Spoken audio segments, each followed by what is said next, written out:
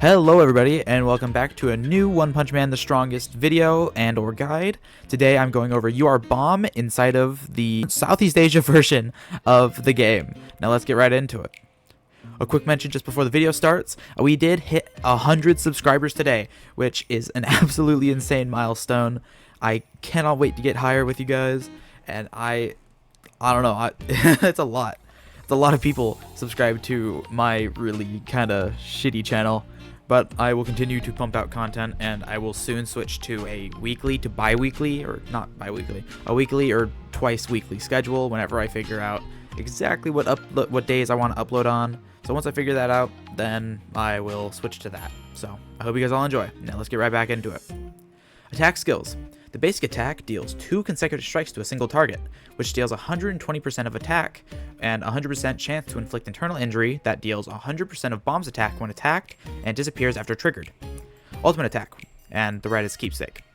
Attacks enemies in a row with 6 consecutive strikes, dealing damage by 510% of attack, or 600% of attack, with a 100% chance of inflicting internal injury to the main target. I think this also is for the row, but I'm not 100% sure with that. I couldn't find anything that really said it was Row, but I don't actually own the character, and no one pulled for him, so I don't know. Deals 500% or 750% of Bang Poo's attack when attacked and disappears after triggered. Next up is his passive abilities. His passive with the 5-star and 5p grants himself 60% or 70% instant damage evasion for 5 or 8 rounds. After any character's action, absorbs 40%, 50%, or 60% internal injury damage on enemies and deals specialized extra damage, can deal a crit, and is not affected by specialized damage reflect. To the entire team.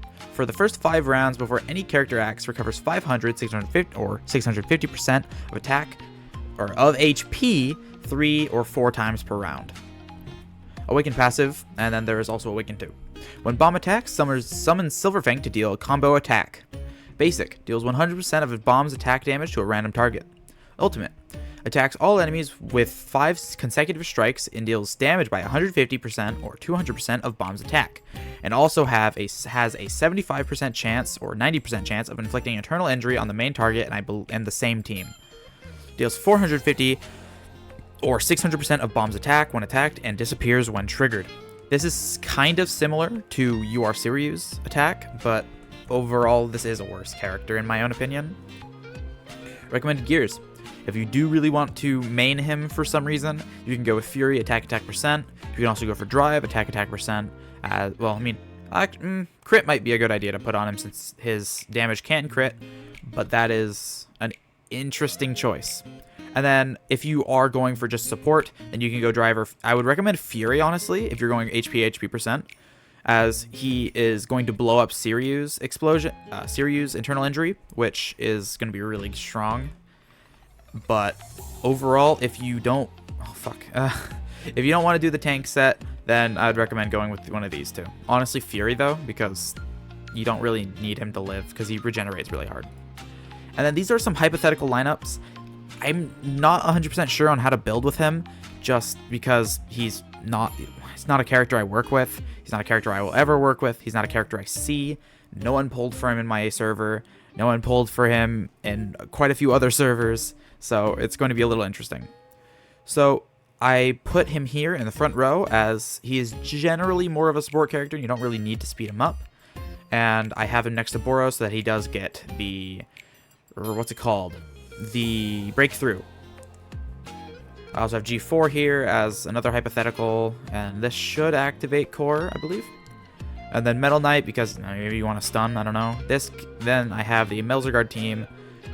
I mean, all of these are weird teams, honestly. I mean, Bang Poo's a weird character. So, this can also be replaced with Phoenix Man, although Melzerguard UR does kind of counter those characters, at least in the recent updates in CN, sorry. Perks. An AoE attacker. Internal and a combo follow-up based on attack to entire enemy team. I meant to say internal injury, but you get what I mean. Grants instant damage evasion for self. High injury damage. Applies injury 2 times at least per battle and detonates the injury, which is pretty big damage, especially because that injury detonation can crit. Extremely tanky, gives himself HP regeneration. Now, there's a small issue that I will get into on the next slide about his HP regeneration, and it's interesting at best. Doesn't need an SR plus to buff the character stats, which is always a plus. Base character is also an extremely rare core character that costs like $1,000 to get if you're trying to get the character in the spending rewards. Now, the issues with UR Bomb. Extremely close to UR King release. UR King releases literally next month, and I do not recommend pulling for him. His regeneration maxes out way too quickly in the UR Bomb core, or not UR Bomb core, UR Boros core, and this is simply because he does a decent chunk of damage, but due to that and his extremely high regeneration, he kind of just maxes out his HP, and then he can't regen anymore because it maxed out and now it's going down. Isn't as strong as characters like UR Metalbat or UR King or even UR Seiryu or Atomic or Alloy Plus, in my own opinion. He really needs Seiryu to be good. His own internal injury is bad, and he doesn't have an injury damage boost like UR Seiryu does, so it's a little hard to build him if you don't have UR Seiryu. And then other grapplers simply outdo him, such as Alloy Plus or UR Seiryu or UR Galewind is also a grappler that does very easily outdo him.